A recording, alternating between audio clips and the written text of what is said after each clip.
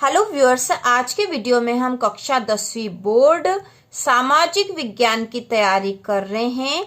10वीं बोर्ड सामाजिक विज्ञान की, और सामाजिक विज्ञान में भी हम राजनीति, ठीक है, राजनीति विषय की तैयारी करेंगे। और राजनीति में कुछ महत्वपूर्ण प्रश्न तैयार करेंगे जो 3 या 4 नंबर के क्वेश्चन में आएंगे ही आएंगे।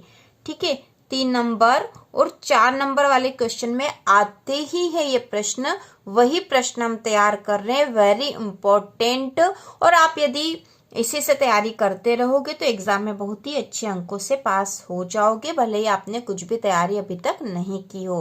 तो शुरू करते हैं। सबसे पहला जो महत्वपूर्ण प्रश्न है जो 3 या 4 नंबर में आ सकता है वह है जलियांवाला बाग पर टिप्पणी लिखिए। ठीक है, जलियांवाला बाग पर टिप्पणी अधिकतर एग्जाम में आता ही है, इससे संबंधित क्वेश्चन पूछा ही जाता है।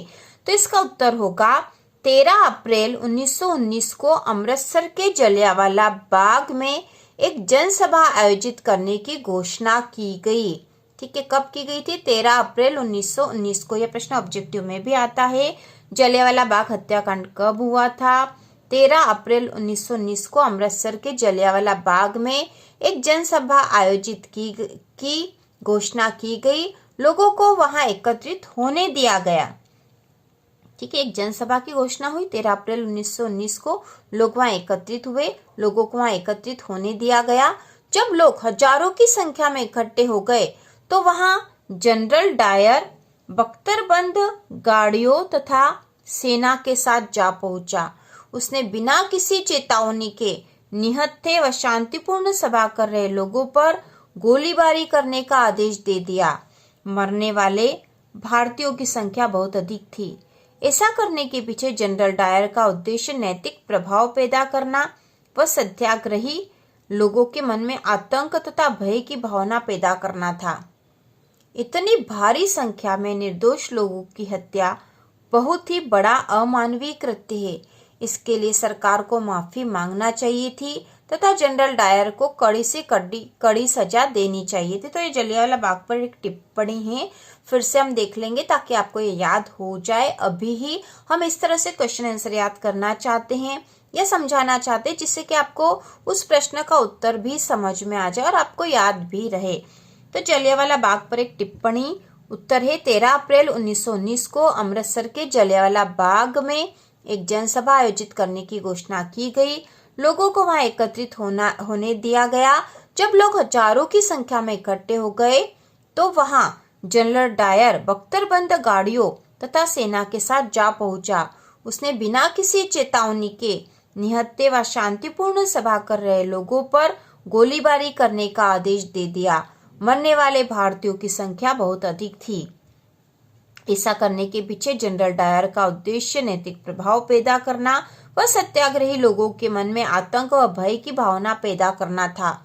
इतनी भारी संख्या में निर्दोष लोगों की हत्या बहुत ही बड़ा अमानवीय कृत्य है। इसके लिए सरकार को माफी मांगना चाहिए थी तथा जनरल डायर को कड़ी से कड़ी सजा देनी चाहिए थी, लेकिन ऐसा नहीं हुआ। इसके बाद जो अगला महत्वपूर्ण प्रश्न एग्जाम में आता ही है वह है गांधी जी ने असहयोग आंदोलन को वापस क्यों लिया। ठीक है, गांधी जी ने असहयोग आंदोलन को वापस क्यों लिया? तो इसका उत्तर है असहयोग आंदोलन अपने पूरे चरम पर था जब महात्मा गांधी ने 1922 में इसे वापस ले लिया। इस आंदोलन को वापस लेने के 2 मुख्य कारण थे। तो महात्मा गांधी ने असहयोग आंदोलन जो शुरू किया था उसे वापस ले लिया था 1922 में। उसके कारण जो मुख्य रूप से थे वो 2 कारण थे।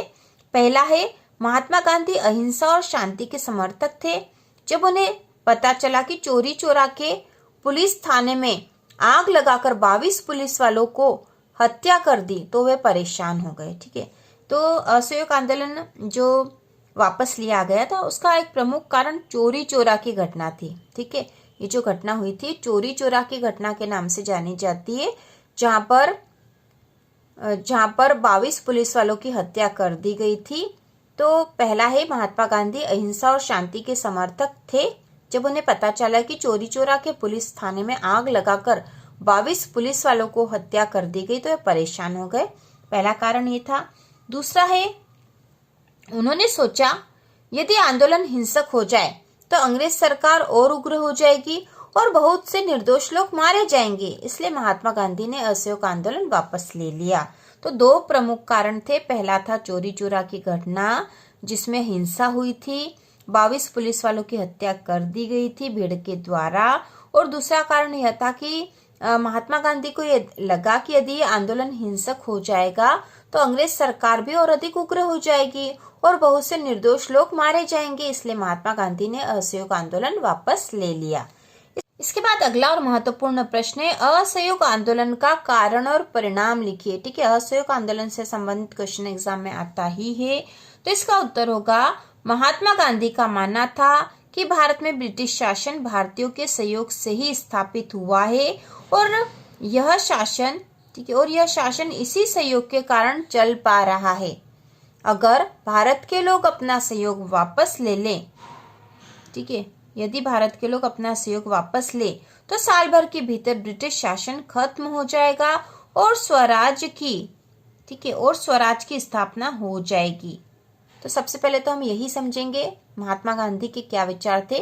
तो महात्मा गांधी का मानना था कि भारत में ब्रिटिश शासन भारतीयों के सहयोग से ही स्थापित हुआ है और यह शासन, ठीक है, और यह शासन इसी सहयोग के कारण चल पा रहा है। अगर भारत के लोग अपना सहयोग वापस ले ले तो साल भर के भीतर ब्रिटिश शासन खत्म हो जाएगा और स्वराज की स्थापना हो जाएगी। अतः विभिन्न कारणों से असहयोग आंदोलन आरंभ हुआ जिनमें से प्रमुख निम्नलिखित थे। तो जो कारण थे असहयोग आंदोलन शुरू करने के, तो उसमें जो पहला कारण था प्रथम विश्व युद्ध। ठीक है, पहला कारण है प्रथम विश्व युद्ध। पहले विश्व युद्ध में भारतीयों ने अंग्रेजों को इस उम्मीद के साथ मदद की थी कि युद्ध के बाद स्वराज प्राप्त हो जाएगा, किंतु ऐसा नहीं हुआ, बल्कि युद्ध के दौरान ही अनेक गांवों में जबरन भर्ती से नाराजगी का माहौल बन गया और जनता में आक्रोश पैदा हो गया। ठीक है, प्रथम विश्व युद्ध जिसमें भारत ने भी भाग लिया था अंग्रेजों के साथ, तो उस समय भारतीयों को उम्मीद थी कि विश्व युद्ध समाप्त होने के बाद अंग्रेज जो है भारत को अपना स्वराज दे देंगे, लेकिन ऐसा नहीं हुआ। इससे आक्रोश की भावना पैदा हो रही थी। दूसरा कारण है रोलेट एक्ट। ठीक है, रोलेट एक्ट वाला क्वेश्चन भी इम्पोर्टेंट है, तो यहाँ पर हम इसको यहाँ से ही समझ लेंगे। रोलेट एक्ट, एक तरफ भारतीय युद्ध के बाद कुछ अच्छे की उम्मीद कर रहे थे, किंतु अंग्रेजों ने भारतीय क्रांतिकारियों और राजनीतिक अराजकता को रोकने की आड़ में एक काला कानून ले आए जिसे रोलेट एक्ट कहा गया है। ठीक है, इसे काला कानून भी कहा गया था। इसके माध्यम से अंग्रेजी सरकार किसी भी भारतीय को बिना पूर्व सूचना दिए गिरफ्तार कर सकती थी। पुलिस कभी भी किसी भी समय घर को सर्च कर सकती थी। इससे भारतीयों में गुस्सा छा गया और वह विरोध करने लगे। ठीक है, तो इस प्रकार से यहाँ पर आएगा, एक तरफ भारतीय युद्ध के बाद कुछ अच्छे की उम्मीद कर रहे थे, किंतु अंग्रेज भारतीय क्रांतिकारियों और राजनीतिक अराजकता को रोकने की आड़ में काला कानून ले आए जिसे रोलेट एक्ट कहा गया। इसके माध्यम से अंग्रेजी सरकार किसी भी भारतीय को बिना पूर्व सूचना दिए गिरफ्तार कर सकती थी। पुलिस कभी भी किसी भी समय घर को सर्च कर सकती थी। इससे भारतीयों में गुस्सा छा गया। इसके बाद जो अगला पॉइंट है वह है जलियांवाला बाग। ठीक है, जलियांवाला बाग की जो घटना हुई थी, तो जलियांवाला बाग रोलेट एक्ट के विरोध में अमृतसर के जलियांवाला बाग में एक शांतिपूर्ण सभा चल रही थी। सभा पर ब्रिटिश सरकार ने गोलियां चलवा दी, जिसमें सैकड़ों निहत्थे लोग मारे गए, जिसका गुस्सा पूरे देश में फैल गया। तो इसके बाद जो चौथा पॉइंट है ब्रिटिश सरकार के खिलाफ गुस्से को गांव-गांव तक पहुंचाना। तो इसमें हम लिखेंगे, जलियांवाला बाग के बाद जब लोगों में गुस्सा देखा तो गांधी जी ने इस गुस्से को संपूर्ण भारत के एक एक नागरिक तक ले जाने का प्रयास आरंभ किया। इस प्रकार से असहयोग आंदोलन शुरू हुआ था। और इसके बाद जो अगला पॉइंट है, खिलाफत के सवाल पर मुसलमानों में असंतोष। गांधी जी भारत के हिंदू और मुसलमानों को एक बार फिर एकजुट कर 1857 के संग्राम की तरह अंग्रेजों के खिलाफ देखना चाहते थे। तभी तुर्की के खलीफा के साथ दुर्व्यवहार की खबरों से सारे मुसलमान अंग्रेजों से नाराज हो गए। भारत में भी ऐसा ही हुआ। गांधी जी ने इसे अच्छा अवसर माना, जिसकी परिणति असहयोग आंदोलन के रूप में सामने आई। तो यह असहयोग आंदोलन शुरू करने के कारण थे। अब हम इसके परिणाम भी देख लेते हैं। असहयोग आंदोलन के परिणाम, तो यहाँ पे पहला है जनता में चेतना और निर्भीकता का संचार हुआ। इसके बाद है राष्ट्रीय आंदोलन एक जन आंदोलन में बदल गया। अगला है सामाजिक विषमता तथा अमीरी और गरीबी बेरोजगारी को दूर करने का वातावरण बना। और चौथा है सांप्रदायिक सौहार्द, ठीक है, सांप्रदायिक सौहार्द का माहौल बना।